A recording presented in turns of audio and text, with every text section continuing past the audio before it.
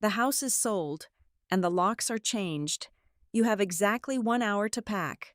My mother-in-law, Beatrice, announced this flatly, while my husband stared at his shoes. After 8 years of marriage, I should have been crying. Instead, looking at the divorce papers she pushed across the table, I just smiled. It was a genuine smile that made her pale, because they had no idea the anonymous new owner was my trust fund attorney. Hello, everyone. Before today's story begins, we'd like to share a quick message. YouTube recently removed our monetization, cutting off our income. If you enjoy this story, we humbly ask for just $1 to help pay our staff so they can make a living and keep creating for you. Thank you for saving us now. Let's begin the story. My name is Nova Dixon. I am 35 years old, and until this very moment, I truly believed I had a safe haven. The coastal wind of suburban Portland usually brought me a profound sense of peace, offering a crisp, salty welcome after a punishing 7-day business trip. My role as a project manager at Vanguard Apex demanded everything I had to give. There were countless late nights, endless strategy meetings, and the sheer mental exhaustion of keeping a massive tech corporation running smoothly. All I wanted was to step through the heavy mahogany doors of my own villa, breathe in the familiar scent of cedar and ocean air, and simply rest. Instead, the sight that greeted me in the grand foyer made my blood run entirely cold. There, stacked with sterile, military precision, were 6 large brown cardboard boxes. They were taped shut aggressively, their sharp edges contrasting violently with the soft, elegant curves of the entryway I had painstakingly designed myself. A quick glance at the label on the top box confirmed my absolute worst fear. My name was scrawled across the cardboard in thick black marker, my expensive winter coats, my favorite books, my intimate belongings, my entire life, boxed up and discarded like cheap, unwanted inventory. I walked slowly past the makeshift wall of cardboard and stepped into the main living room. The silence in the house was absolute, thick and heavy, the exact kind of suffocating quiet that always precedes a devastating storm. Sitting rigidly on the custom leather sofa were my husband, Julian, and his mother, Beatrice. Spread out on the glass coffee table between them was a thick, intimidating stack of legal documents. Beatrice sat with her back perfectly straight, her hands folded neatly in her lap. She wore a crisp blazer, looking as though she were attending a ruthless corporate acquisition rather than deliberately tearing a family apart. Julian, on the other hand, was physically folded into himself. His shoulders were slumped, and his eyes were glued to the polished wooden floorboards, completely incapable of meeting my gaze. "The house is sold, and the locks are changed. You have exactly 1 hour to pack," Beatrice announced. Her voice was entirely devoid of human emotion, a flat, monotonous drone that sounded more like an automated weather broadcast than a life-altering declaration. "The transaction was finalized 2 days ago. The divorce papers have already been filed. You need to leave the premises immediately," she continued, not blinking even once. I stood there, frozen in place, my leather overnight bag suddenly feeling like it weighed 100 pounds against my shoulder. My eyes shifted from the older woman who had spent years silently chipping away at my sanity to the man I had promised to spend the rest of my life with. Julian finally looked up, his expression a pathetic, sickening mixture of guilt and profound self-pity. "Nova, I am so incredibly sorry," he muttered, his voice trembling barely above a whisper. "The financial circumstances, things have just been too difficult lately. The design firm is bleeding money, and we had absolutely no other choice. I had to make this decision to keep my head above water. Please try to understand my position." He did not even have the basic courage to take real accountability. It was always about the external circumstances, never his own repeated failures. Before I could even process the absolute cowardice of his words, Beatrice let out a short, sharp scoff that echoed off the vaulted ceilings. "Oh, stop apologizing to her. Julian, this attitude is exactly the problem." She turned her sharp, predatory gaze entirely on me. her eyes gleaming with a toxic mixture of triumph and deep-seated disdain. "You have always been far too independent. Nova, you never knew your proper place. A real wife supports her husband. She does not constantly emasculate him with her demanding career and her arrogant financial independence. You treat this sacred marriage like a cold business arrangement. Your leaving is the absolute best thing for Julian's future. He needs a traditional woman who understands family values, not a heartless corporate machine." The sheer audacity of her venomous words hung in the air, heavy and suffocating. Any ordinary woman in her mid-30s would have shattered into a million pieces right then and there. I should have dropped to my knees in despair. I should have screamed until my throat was raw, or begged for a logical explanation after 8 long years of absolute, unquestioning dedication to this household. Instead, a profound, eerie calmness washed over my entire body. I did not cry. I did not raise my voice in anger. I took a slow, deliberate breath and looked around the expansive room.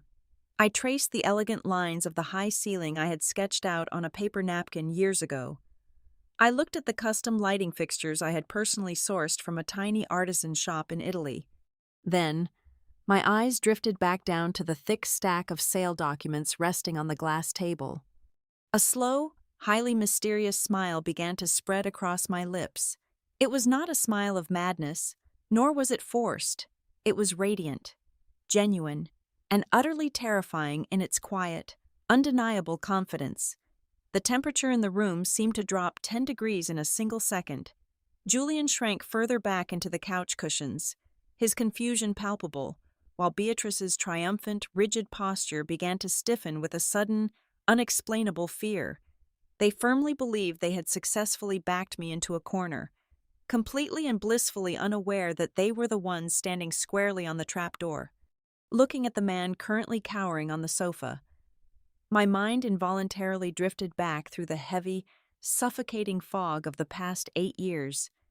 When I first met Julian, he was absolutely nothing like this hollow, fearful shell of a man who could not even meet his wife's eyes. Back then, he was a vibrant, fiercely passionate architect. He had a booming laugh that could effortlessly fill a room and a genuine warmth that made me feel entirely invincible. In those early days, he looked at me as if I alone hung the moon in the night sky. We spent countless late evenings sitting on the bare floor of a tiny, drafty rented apartment, sketching out ambitious blueprints and dreaming of the very coastal villa we were currently sitting in. He promised me a true partnership, a relationship built on equal footing where we would build an extraordinary life together, brick by brick. Then came the arrival of Beatrice. Her integration into the delicate fabric of our daily lives was not a sudden, loud invasion, but rather a slow, incredibly insidious seep. It began flawlessly under the convincing guise of deep maternal care. She would drop by unannounced several times a week with plastic containers full of home-cooked meals, aggressively offering to help organize our growing household while we were busy building our careers. But the sweet, motherly veneer quickly began to crack and peel away. Soon, the supposedly helpful suggestions morphed into sharp, unsolicited critiques of my very existence. She began actively monitoring the grocery receipts I absent-mindedly left on the kitchen counter, making biting, offhand remarks about exactly how much money I chose to spend on organic produce or a simple bottle of wine to unwind. "A good, traditional wife knows exactly how to stretch a single dollar," she would say with a tight, deeply patronizing smile that never quite reached her eyes. By our 3rd year of marriage, she had somehow successfully convinced Julian to grant her read-only access to our joint checking accounts, boldly claiming she could help us budget better for the future children we were planning to have. Whenever I rightfully objected to this gross, unjustifiable invasion of my financial privacy, I was immediately painted as the paranoid, ungrateful daughter-in-law who simply hated family closeness.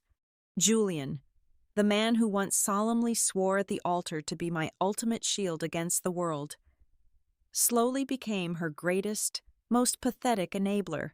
Every single time I tried to set a reasonable boundary, he would sigh heavily, dramatically running his hands through his hair with a pained, exasperated look that made my own stomach twist in guilt.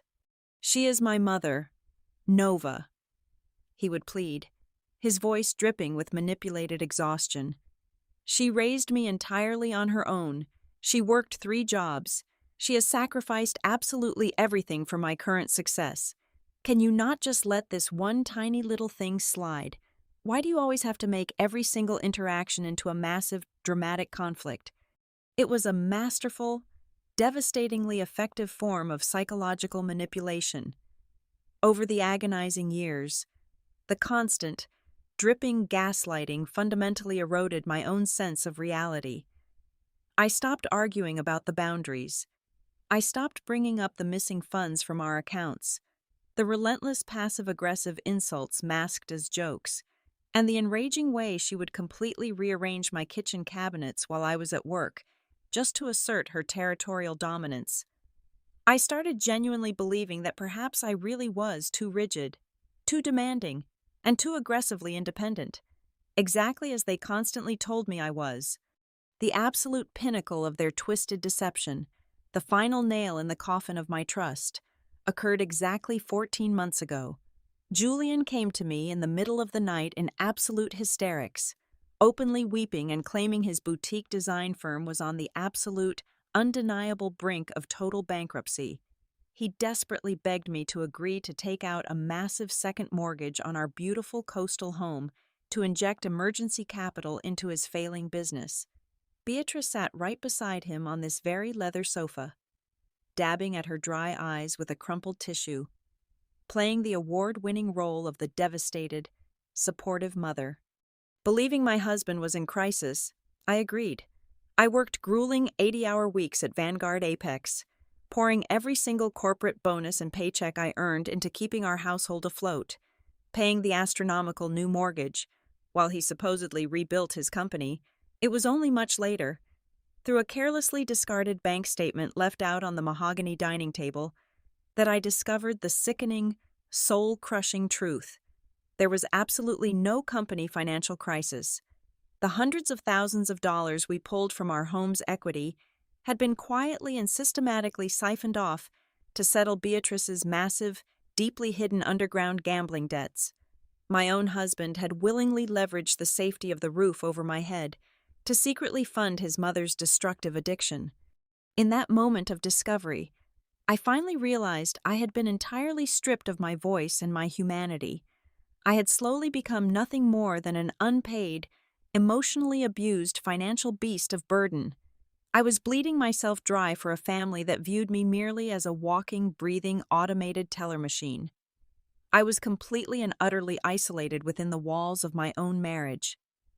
A lonely ghost in a house I had paid for with my own blood, sweat, and tears. And so, as the heavy memories faded, and the harsh, biting reality of the present moment snapped back into sharp focus, the smile on my face only deepened. I was not losing my mind under the weight of their cruelty. This smile was the pure, unadulterated, intoxicating relief of a profound awakening. The quiet, agonizingly slow nightmare that had systematically drained my soul for 8 long years was finally coming to a close. They firmly thought they were delivering a fatal, crushing blow, proudly casting me out into the cold streets. They did not realize that by severing these chains, they had just handed me the ultimate key to my own absolute liberation. The sharp, sudden chime of the front doorbell sliced through the heavy tension in the living room like a physical blade. Beatrice immediately straightened the lapels of her crisp blazer, a grotesque, triumphant grin spreading widely across her wrinkled face. "Ah, right on time," she declared, her voice dripping with artificial sweetness and undeniable malice. "The new owners are here to take possession of the property. I highly suggest you grab your pathetic little bags and make your exit right this second. We would not want to make a terrible first impression on a lovely young family, would we?" Julian finally stood up from the leather sofa, aggressively wiping his sweaty palms on his expensive designer trousers. He looked immensely, pathetically relieved that this awkward transition was finally coming to a close. He had bragged for 2 solid days about finding a desperate young couple willing to pay completely in cash. blinding himself to absolutely everything except the immediate payout. I did not move a single muscle in response to their taunts. I simply took a slow, deliberate sip of my lukewarm coffee, relishing the bitter taste on my tongue, and gestured elegantly toward the grand mahogany double doors. "By all means, Beatrice," I said softly, my voice completely steady. "Open the door and welcome them into your grand success." Beatrice marched aggressively toward the foyer with the arrogant, exaggerated stride of a conquering queen. She swung the heavy wooden door wide open, instantly pasting on a blinding, sickeningly fake smile.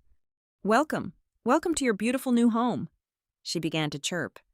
But the cheerful, welcoming words died instantly and violently in her throat. Standing on the expansive front porch was absolutely not a starry-eyed young couple pushing a baby stroller.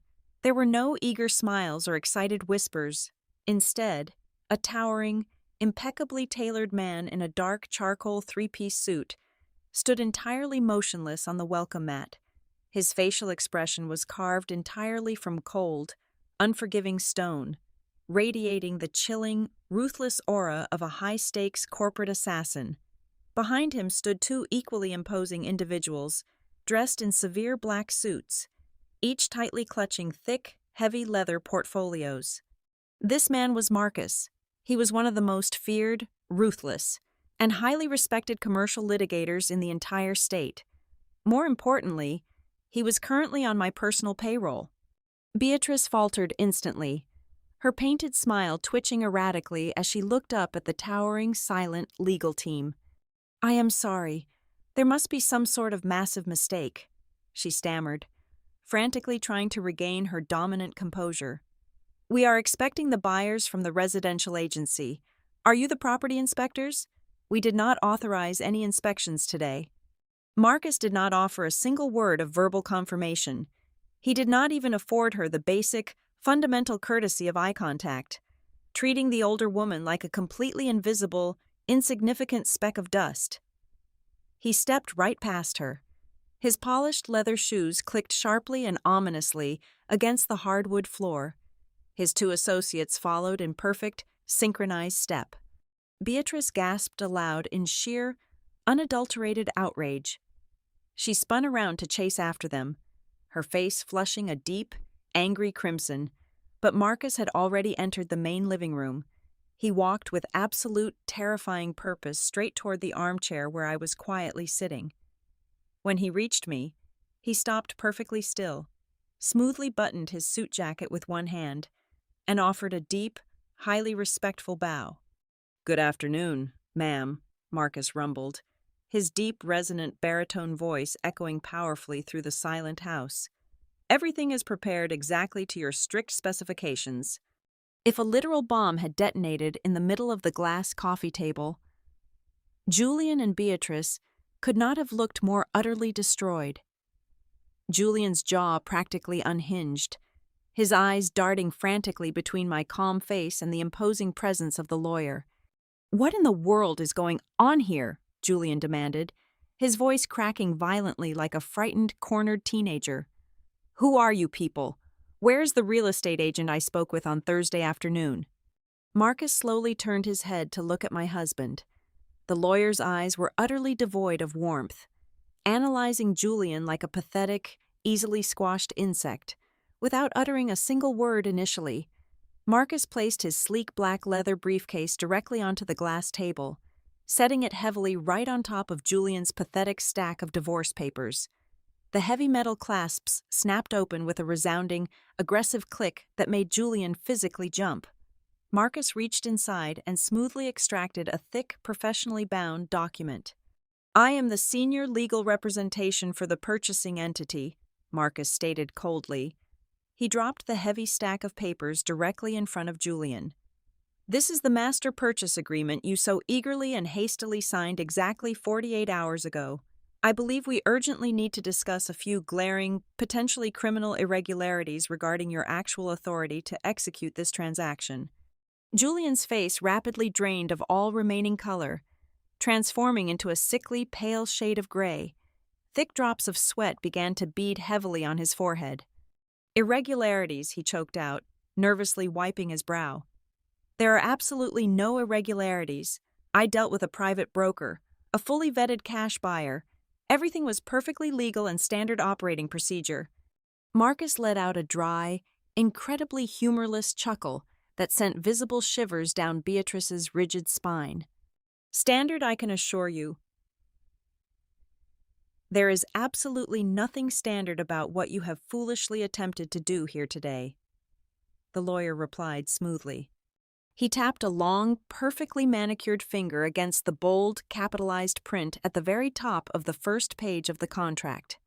You truly believed you were selling this luxurious estate to a corporate entity known as Pacific Horizon Holdings.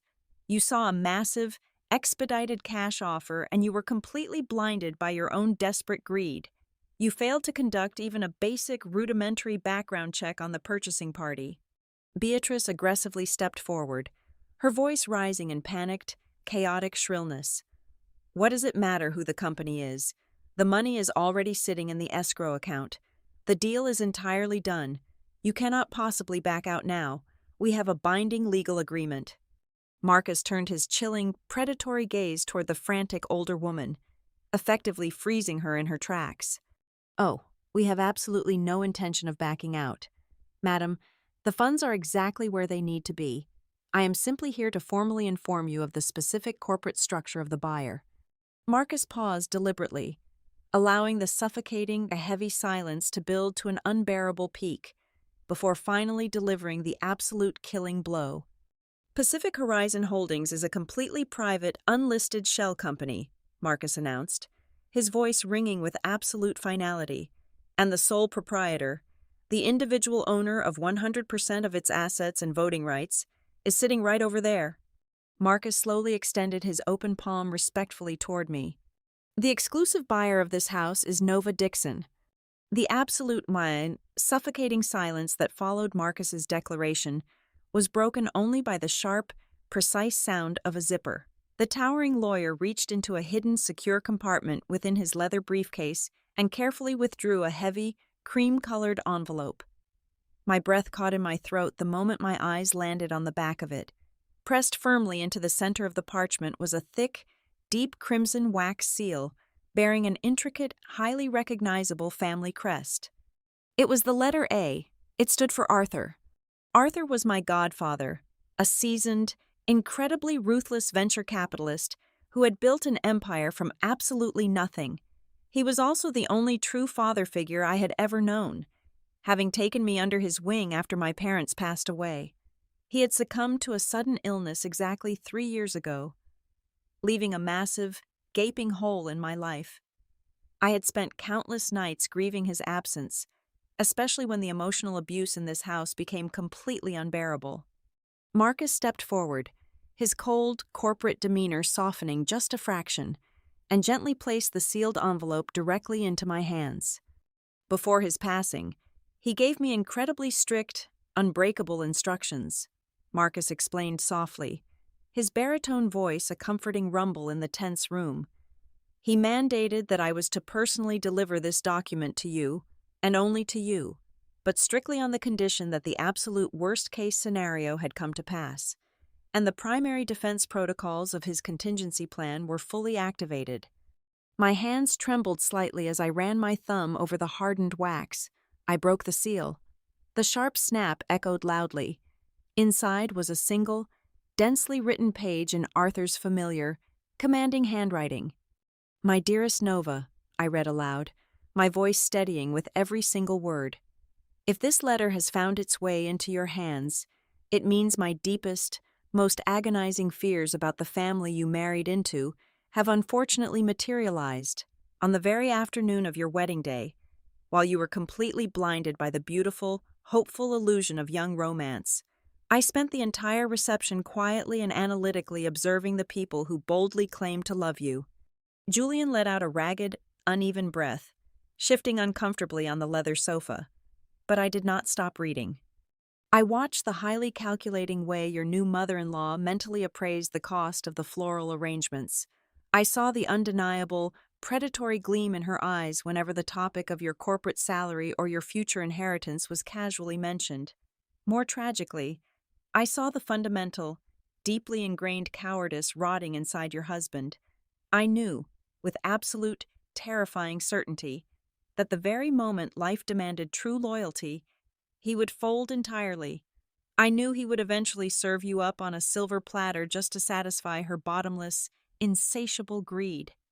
Tears pricked the corners of my eyes, not out of sadness, but from the overwhelming, deeply profound realization of his fierce protective love.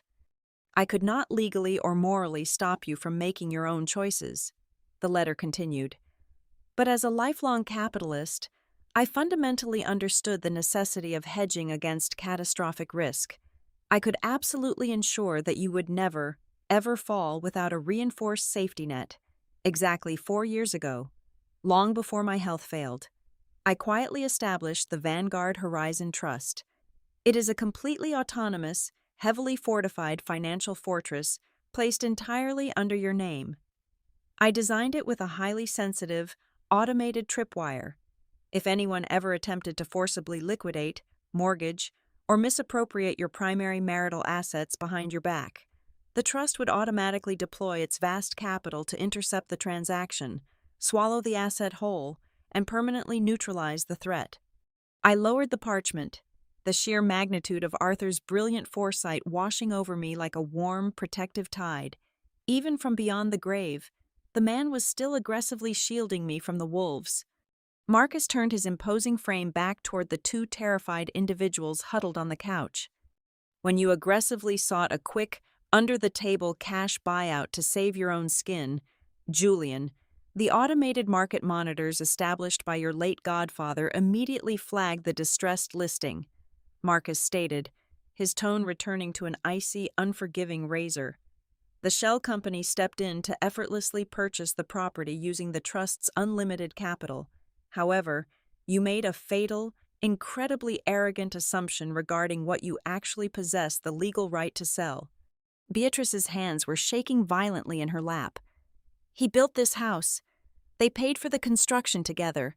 Half of it is legally his, she shrieked, her voice completely losing its refined, upper-class edge.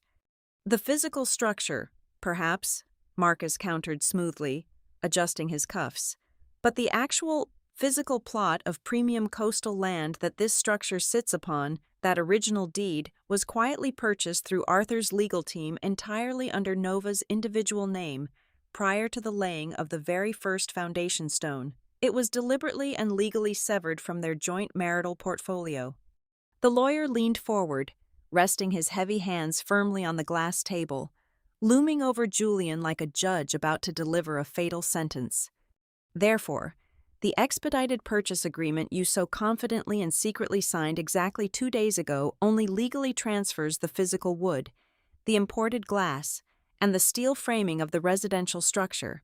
However, within the standard clauses of that very same contract, you explicitly guaranteed, under penalty of perjury, that you held the sole, unencumbered title to the entire estate, which implicitly includes the ground beneath it. Julian grasped his own hair, his eyes wide with unadulterated terror as the massive, inescapable steel jaws of the legal trap finally snapped entirely shut around him.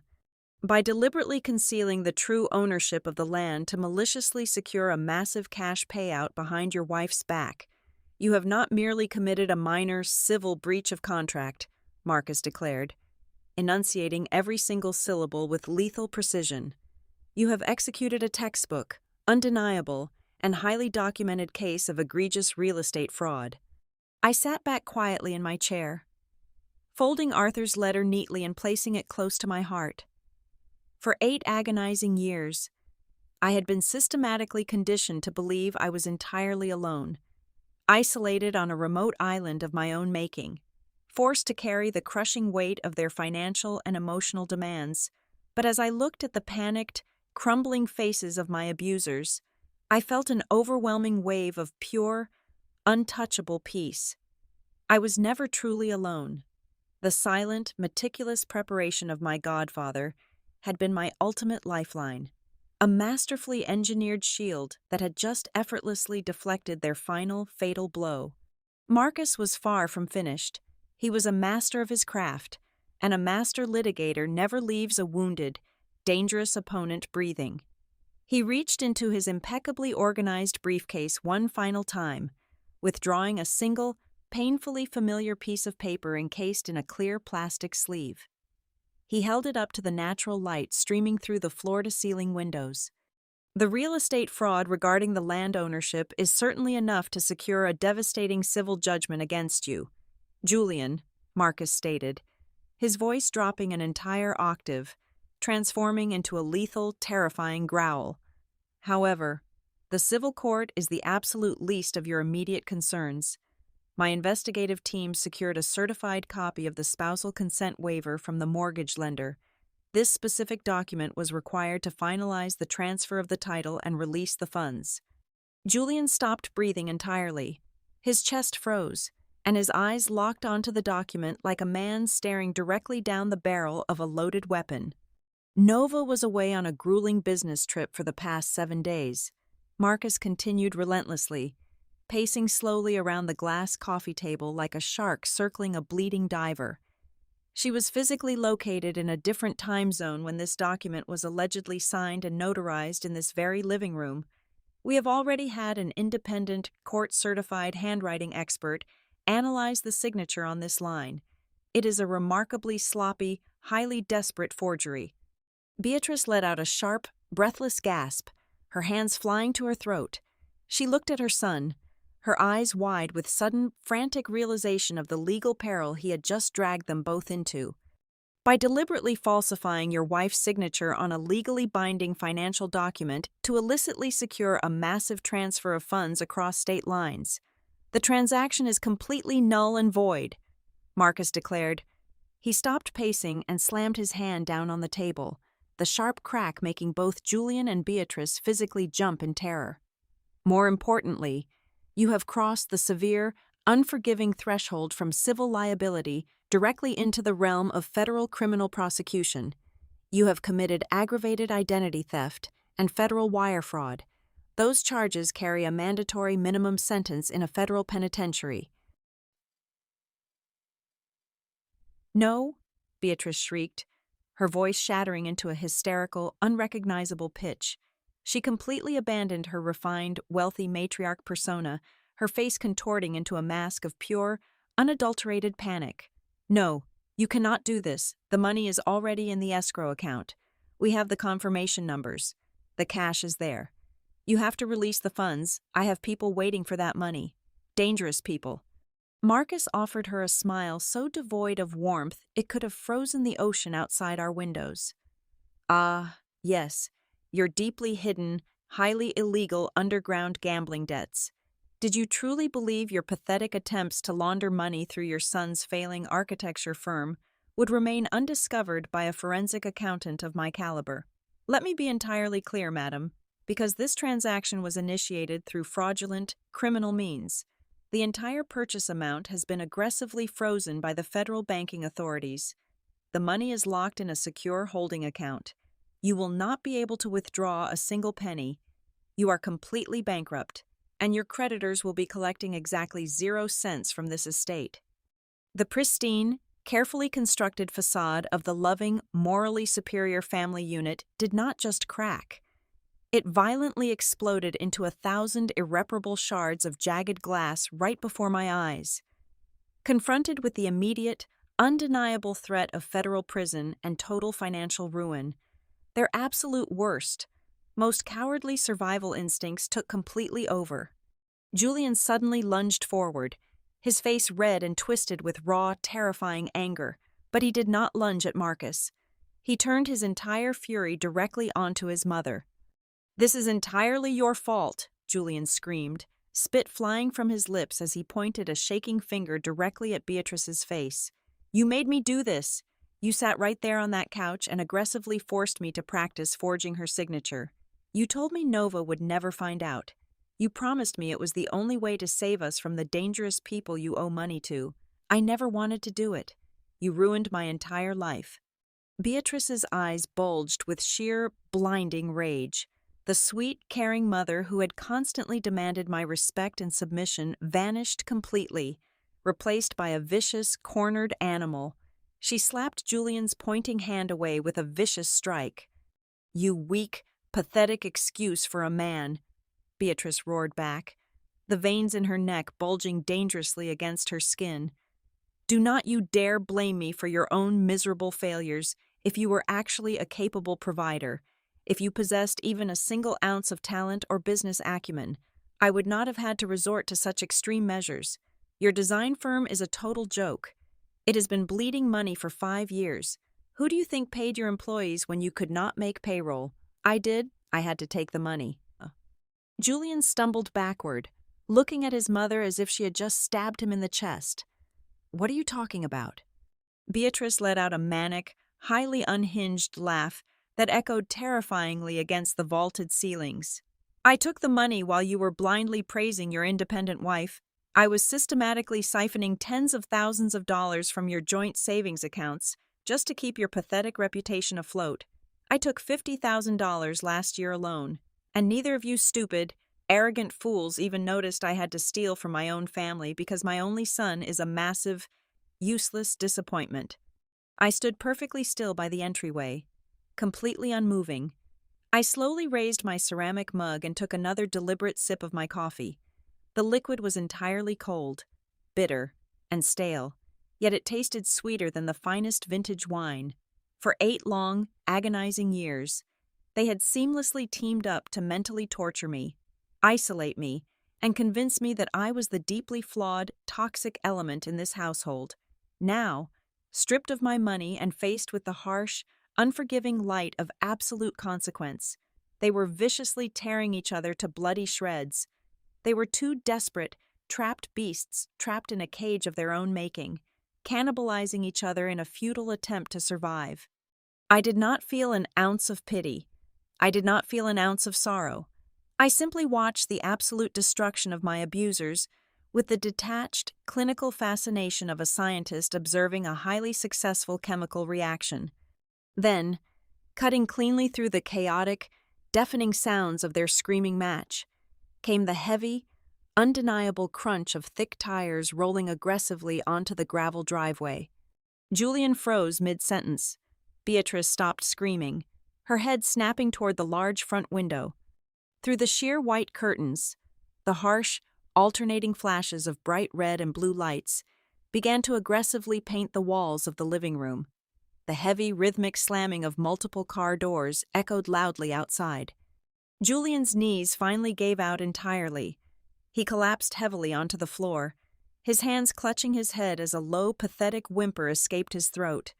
Beatrice backed away until her spine hit the wall, her hands sliding down the expensive wallpaper as she slowly sank to the floor, her eyes wide with absolute, paralyzing terror. Marcus calmly reached down, snapped his heavy leather briefcase shut, and smoothly adjusted his silk tie. "As an officer of the court, I am legally obligated to report any and all instances of federal financial crimes the moment I uncover undeniable proof," Marcus announced, his voice slicing through the room with devastating calmness. "I officially submitted the entirety of the forensic evidence, including the forged documents, the banking records, and the proof of the underground gambling debts, to the local Economic Crimes Division exactly at 8 o'clock this morning. They were simply waiting for my signal to confirm that the primary suspect was physically present on the premises." 3 heavy booming knocks struck the solid mahogany front door, shaking the very foundation of the house. "Police, open the door immediately!" a stern, commanding voice shouted from the front porch. The ultimate trap had completely closed. There was absolutely no way out. The heavy mahogany doors swung open, instantly flooding the elegant living space with a harsh, cold breeze. 3 uniformed police officers stepped inside, their presence immediately suffocating whatever tiny sliver of hope Beatrice and Julian had left. Marcus stepped forward smoothly, retrieving the necessary legal documentation from his briefcase to hand over to the lead investigator. As one of the officers stepped toward Julian, reaching for his utility belt, my husband suddenly snapped out of his paralyzed state. He scrambled desperately across the polished floorboards, completely abandoning any remaining shred of his dignity. He threw his entire body weight forward, collapsing onto his knees right at my feet. His shaking hands shot out, frantically grabbing the hem of my winter coat. "Nova, please," Julian sobbed, his face completely wet with ugly, desperate tears. "Please tell them to stop. Tell them this is all just a massive misunderstanding. I will drop the divorce proceedings right now. We can start entirely over. I promise you I will change. I will be the loyal, loving husband you truly deserve. Please do not let them take me away." I looked down at the pathetic, trembling man kneeling on the floor, searching deep within my own soul. I realized there was absolutely no anger left in my heart.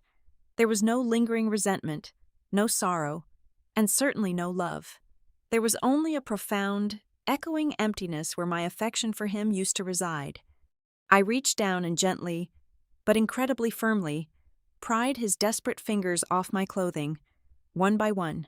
I took a deliberate, measured step backward, creating a permanent, physical boundary between my future and his consequence. "You never loved me, Julian," I replied, my voice perfectly steady, carrying no malice, only absolute, chilling indifference. "You only loved the convenience and the financial security that I provided. Now, you must pay the price yourself." Without waiting for a response, I turned my back on him. I picked up my leather overnight bag, stepped gracefully over the sterile cardboard boxes stacked in the foyer, and walked out the front door.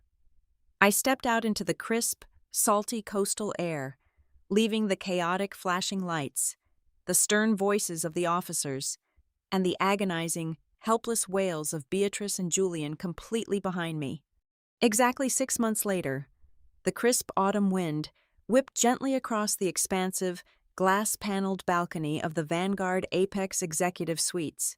Standing there as the newly appointed project director, I looked out over the bustling, vibrant downtown streets below.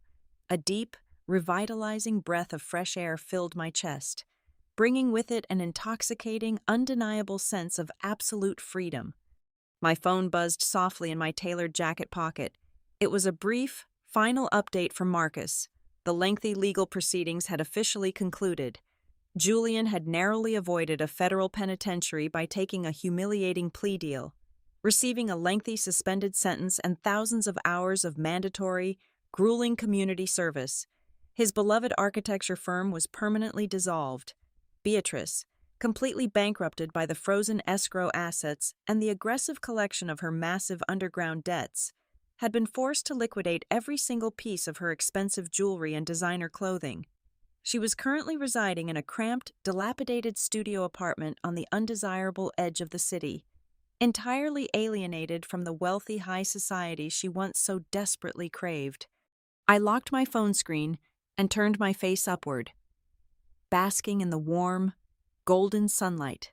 The most ruthless, devastating revenge is never about actively working to destroy someone. It is simply about revoking every single privilege and protection you once freely gave them, and quietly watching them drown in the inescapable, suffocating depths of their own greed, while you step radiantly forward to conquer the rest of your beautiful life. Thank you so much for listening to today's story. We hope you enjoyed it. As an ad-free channel, your support is what keeps us alive. Please support Maya Revenge Stories with just $1 via the QR code on the screen, or click the link in the description box or pinned comment. Also, we'd love to connect with you. Please leave a comment telling us which city or state you're listening from. Thank you for standing with us, and see you in the next stories.